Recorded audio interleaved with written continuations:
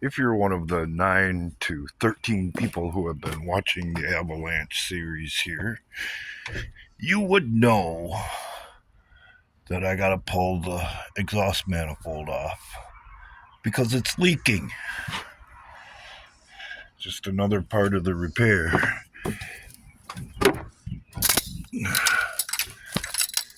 I've already had these loose and I was anticipating. That kind of shit happens too. And I was anticipating having to do this, so I just left them sitting on the plugs because these plug wires are prone to falling apart. Now, you should, and I'm going to because they're brand new, take the spark plugs out if you're going to do something like this. But if you feel real lucky and you got steady hands, it can be done without removing the spark plugs. Oftentimes, if there's somebody here, I'll have a chat with a customer while I'm working on their car. What should we talk about today? I suppose, why not the obvious? Why not what everybody seems to be talking about? The debacle that has become the Epstein thing. Like I said before, it's not within Trump's best interest, at this time at least, to come out and say, hey, yeah, I got everything. What are you going to do about it? Or release it to the public when there's really nothing to gain in the battle to, as he has said, drain the swamp.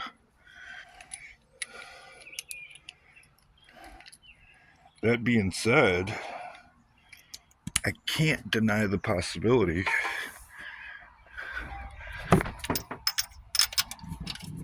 that there's more going on than meets the eye.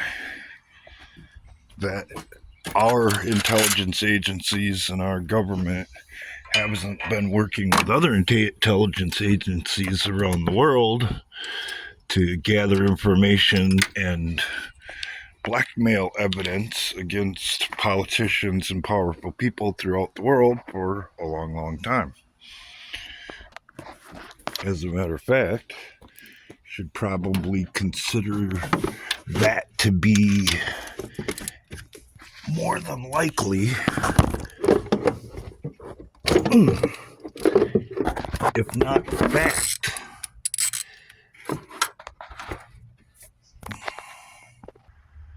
And if that's the case, if information was released on who's involved and what was financed and overlooked along the way, could be considered to be quite the scandal, don't you think? And that might be something that you'd want to avoid, at least given the state of affairs of the world at this time. Especially since, and has just been demonstrated clearly for all of us to see during the Diddy trial, you have yet to regain or control the justice system. In other words, if you look at it from that light, the timing and the circumstances for what people seem to want at this time is all wrong. On Trump's side of things, if he's actually doing it this way, it's kind of smart, because then his hands are kind of clean in the whole thing. Oh, man, this is so hard to do one hand. Come on. But just like in the political realm, some bolts are not tough to crack. But anyway, if he gets the people to expose it, whatever deal or whatever's going on behind the scenes is null and void. He can just say, well, I didn't know, this is new information to me, let's get on it. That doesn't play really well when he's been pushing it the entire time during the election, but strategy, maybe something changed. And if I have to take a guess, just based on observation, something has changed, because Kash Patel and Dan Bongino, they ain't talking like they used to talk. That's for sure. And given the expressions on their faces when they talk today, it doesn't look like they want to talk. And that's a pretty big switch between what they used to say before they got involved with the FBI and the government and what they're saying now. So what I would say, as you watch this unfold, it's like a game.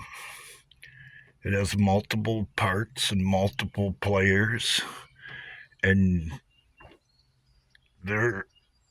whether you or the general public wants to believe it or not, there are rules involved in the way the game is played. And no matter how you play it, unexpected things are going to happen. And you might have to rethink and revamp your strategy as you go along.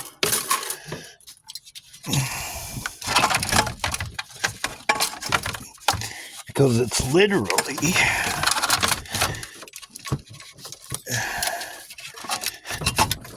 dog eat dog. And what you don't know, like the bolt being missing out of the back of this manifold, can cause a problem and take you out. Because, well, you can't see it.